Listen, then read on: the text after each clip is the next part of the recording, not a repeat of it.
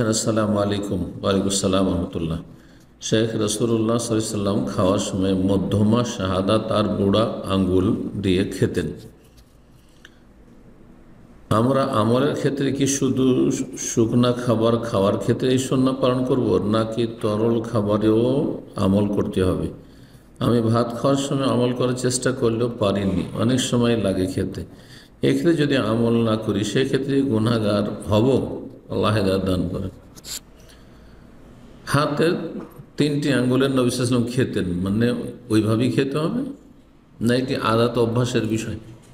এটি এবাদত নয়। প্রথম কথা, এটি এবাদত নয়। এবাদত যদি হয় তাহলে তার অনুসরণ করতে হবে, আর যদি আদাত হয়, অভ্যাসের বিষয়গুলি রয়েছে। নবী সাল্লাল্লাহু আলাইহি ওয়াসাল্লাম লাউ ভালোবাসতেন, নবী সাল্লাল্লাহু আলাইহি ওয়াসাল্লাম মিষ্টি ভালোবাসতেন, মধু ভালোবাসতেন, সেজন্য আপনাকেও ভালোবাসতে হবে এমন কথা। নবী সাল্লাল্লাহু আলাইহি ওয়াসাল্লাম জবের রুটি খেতেন, তো জবের রুটি তো খান না আজকালকার মুসলিমরা, উঠেই গেছে, কি করবেন তা?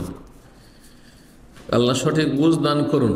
ফরজ ওয়াজেবের হয়তো এলেম নেই অধিকাংশ মানুষের, আর আমল নিয়ে ফরজ ওয়াজেবে ঘাটতি, কবিরা গুনাহ করছেন, আর এইদিকে কয় আঙ্গুলে খাবো। হ্যাঁ, নবী সাল্লাল্লাহু আলাইহি ওয়াসাল্লাম 3 আঙ্গুলে খেয়েছেন, তো আমি কি 4 আঙ্গুলে 5 আঙ্গুলে খেলে গুনাহগার হয়ে যাবে? হারি, হ্যাঁ, অসার কথাবার্তা।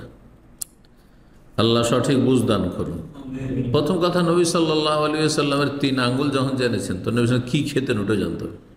জীবনে ভাত খেয়েছেন? হ্যাঁ, ভাত তরকারি দিয়ে মেখে, মাছ গোস্ত দিয়ে মেখে খেয়েছেন জীবনে? এভাবে আরবরা পেয়েছে তখন? তাহলে যখন ভাত খাননি, ভাত খেলে তো আর 3টা আঙুলে খাওয়া যাবে না। তো আপনি ভাত খাচ্ছেন আর 3 আঙুল দিয়ে অনেকক্ষণ খেতে লাগে, তো আপনার অজ্ঞতার কারণে আপনি চরমপন্থা অবলম্বন করছেন, বাড়াবাড়ি করছেন, গুনহার কাজ এটি।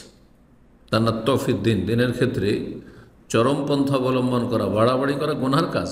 জি, আল্লাহ সঠিক বুঝদান করুন। নবী সাল্লাল্লাহু আলাইহি ওয়াসাল্লাম শুকনো জিনিস খেতেন, খেজুর খেতেন, তো খেজুর তো 3 আঙ্গুলই ধরতেন। হ্যাঁ, তারপরে আরও শুকনো যেসব জিনিস হতে পারে, যে কোনো শুকনো জিনিস ধরলে 3টে আঙুলে ধরা যেতে পারে, পিস পিস হয়ে আছে। আর আসলে মূলত নবী সাল্লাল্লাহু আলাইহি ওয়াসাল্লাম সাহাবায়ে কেরামদের মূল খাবারই ছিল খেজুর, খেজুর আর পানি, খেজুর আর পানি। 1 চাঁদ, 2 চাঁদ, 3 চাঁদ পার হয়ে চলে যেত, হাদিসে রয়েছে। মা ইউকাদু ফি বাইতিহি নার, নবী সাল্লাল্লাহু আলাইহি ওয়াসাল্লামের বাড়িতে, পরিবারের বাড়িতে চুলা জ্বালাবার ব্যবস্থা থাকতো না, তো ওই সুন্নাত পালন করেন সাবধান খায়রাত করে দিয়ে, আর তারপরে এরকম করেন যে চুলা টুলা জ্বালাবো না। দেখেন কিভাবে আপনি চলতে পারেন আর আপনার পরিবার আপনার সাথে থাকতে পারে। তো কথা হচ্ছে যে বিষয়গুলি বুঝার চেষ্টা করতে হবে, বাড়াবাড়ি থেকে বাঁচতে হবে, এবং কোরআন হাদিস পড়ে ওস্তাদের কাছ থেকে বুঝতে হবে।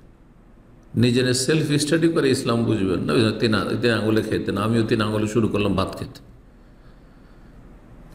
এটা তো চলবে না। জি,